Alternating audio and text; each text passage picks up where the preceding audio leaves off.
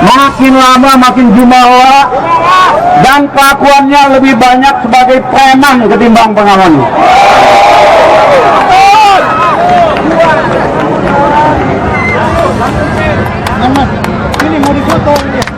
Saya ingin mengingatkan dan Jokowi,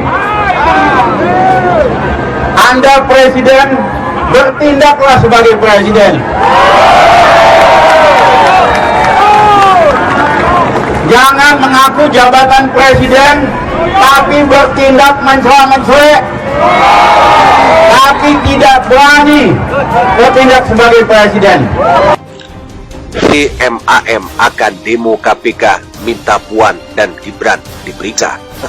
Ya kan, kita nanti akan lihat kebenaran material itu ada di pengadilan dan saya mau ingatkan di sini bahwa Mahkamah Agung itu sudah mengeluarkan wanti-wanti melalui Perma nomor 1 tahun 2020 bahwa ini bisa diancam memang hukuman mati. Jadi ini betul-betul ada pegangan buat hakim untuk memutuskan dan tidak ragu-ragu mencari ancaman maksimum. Karena ini saya katakan lagi adalah korupsi yang extraordinary.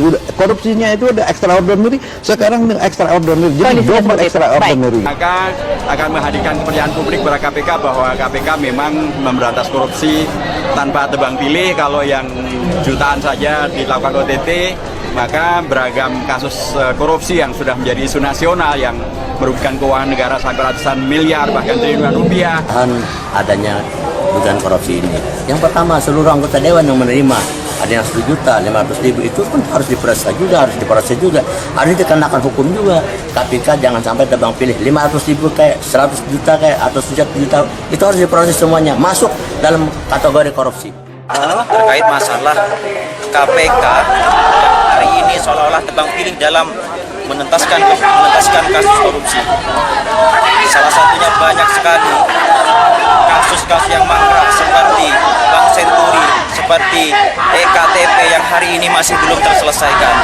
Tetapi seolah-olah dengan adanya KPK kemarin mungkin media sudah mengetahui dengan ditetapnya tersangka Imam Nahrawi selaku Menpora ini menjadi politis. Padahal di tubuh KPK sendiri pimpinannya sudah mengundurkan diri, yaitu Saud Situmorang, dan yang kedua sudah menyerahkan mandatnya kepada Pak Presiden. Itu menunjukkan kalau KPK ini tidak serius dan tebang pilih dalam menangani kasus korupsi. Nanti dalam pemeriksaan itu harus dikembangkan intention penunjukan itu apa, prosedur-prosedurnya apa, bagaimana, ya kan?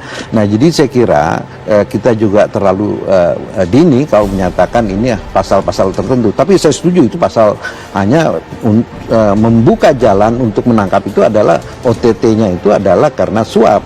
Tapi apa betul suapnya itu di belakangnya itu tidak ada melawan hukum? Tadi dikatakan bahwa misalnya penunjukan pemenang tendernya itu sesuai dengan ini gitu kan, sesuai dengan prosedur atau bagaimana gitu kan.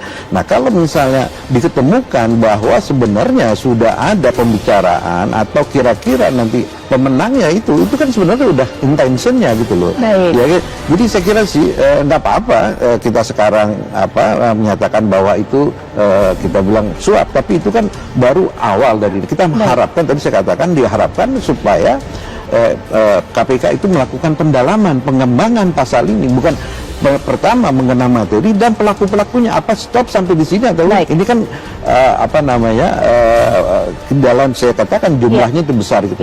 Bangsa ini agak sakit jadinya ya, karena siapapun yang ingin mengkritik pemerintahan, yang kemudian ingin negara ini baik ya, itu selalu dicap sebagai kelompok intoleran, radikal ya, kawannya kadrun ya, cingkrang dan lain sebagainya. Seolah-olah stigmatisasi itu tidak bisa dilepaskan. Padahal kita objektif saja. Saya setuju, selalu saya berlaku prinsip dari dulu ya, dari kapanpun, yaitu siapa yang salah harus segera diperiksa. Tidak peduli apakah dia itu seorang pembesar negeri, anak pembesar negeri atau siapapun. Yang penting adalah jenis kejahatannya itu ya luar biasa. Seperti misalnya korupsi sebagai the common enemy sejak kita lahir di era reformasi ini. Bukan kitanya yang lahir, sejak era reformasi lahir. itu adalah musuh bersama kita, agenda bersama kita untuk memberantas IMAM akan